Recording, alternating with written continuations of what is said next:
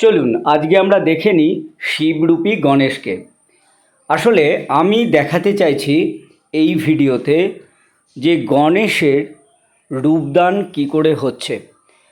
গণেশ তৈরি হয়ে গেছে, মাটির কাজটা সমস্ত কমপ্লিট, রঙের কাজ প্রায় শেষের দিকে, কিন্তু কি হয়নি হচ্ছে গণেশের চোখ আঁকা।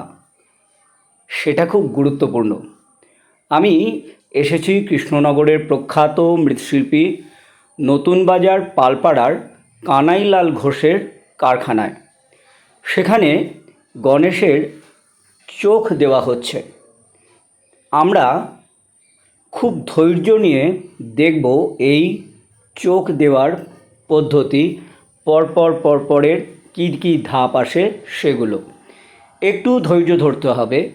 যদিও আমি 1 ঘন্টা ধরে এই ভিডিওটি শ্যুট করেছি, তার থেকে বেছে নিয়েছি 6 মিনিট, তাহলে বাদ দিয়ে দিয়েছি অনেকটাই। গণেশের মুখটা হাতির মতো, তা বলে এই নয় যে খুব দায়সারাভাবে একটা চোখ এঁকে দিলেই চলবে, একটা দেব ভাব আসতে হবে। দেখুন কত যত্ন করে শিল্পী চোখ আঁকছেন গণেশের, কত রং লাগছে, কত রকমের তুলি লাগছে, এগুলোই আজকে এই ভিডিওতে আপনি দেখতে পাবেন। দেখুন একেবারে বাঘছাল পরে গণেশ ঠিক যেন শিব ঠাকুর সেজেছেন। এরকম হয় যে ছেলেরাও বড় হতে চায় বাবার মতো। তাই আজকে এই শিবরূপী গণেশ আমরা দেখব। এই গণেশটি কৃষ্ণনগরেই পুজো হবে।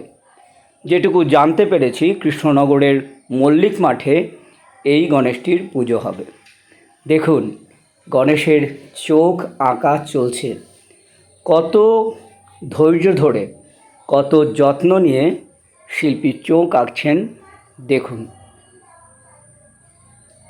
অনেক সময় লাগে এবং কোনো স্ট্রোকই এক্সট্রা হলে হবে না, ঠিক যতটুকু দরকার ততটুকুই, তা না হলে কিন্তু ভালো লাগবে না। এবং মৃৎশিল্পী এতটাই অভিজ্ঞ হন যে অনেক দূর থেকে প্রতিমাটিকে মানুষ দেখবেন, সেই আন্দাজ করেই কিন্তু তিনি চোখ দেন। হ্যাঁ, এই চোখ আঁকাকে চোখ দেওয়াও বলে। এই মৃৎশিল্পীদের মধ্যে এই ভাষাটা খুব চালু আছে। দেখুন আস্তে আস্তে কত সুন্দর লাগছে। একেবারে সাদা মাটা একটা মুখ ছিল, সেই মুখ আস্তে আস্তে প্রাণ পাচ্ছে। গণপতি জেগে উঠছেন। শিল্পী অসাধারণ দক্ষতায় তা ফুটিয়ে তুলছেন।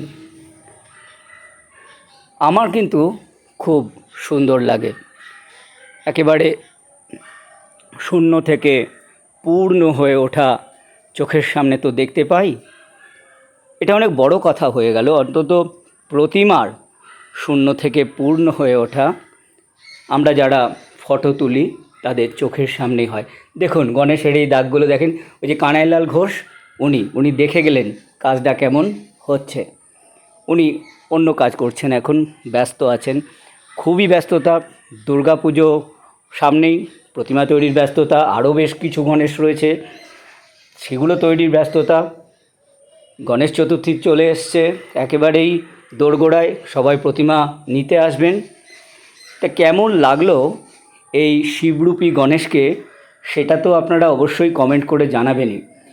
আর বলবেন যে এই যে চোখ দেওয়ার পদ্ধতিটা আপনারা দেখলেন একেবারে চোখের সামনে থেকে, কেমন লাগলো সেটাও। এবার থেকে যখন কোনো প্রতিমা দেখতে যাবেন তখন আপনাদের মনে পড়বে যে একজন শিল্পী কত যত্ন নিয়ে, কত সময় দিয়ে, কত সুন্দর করে এই চোখ আঁকেন। শুধু চোখ কেন, একটা প্রতিমা নির্মাণ করেন যা একেবারে মণ্ডপ আলো করে রাখে।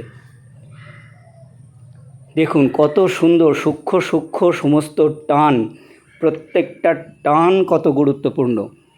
একেবারে কোনো রকম ভুল ত্রুটি হলে চলবে না।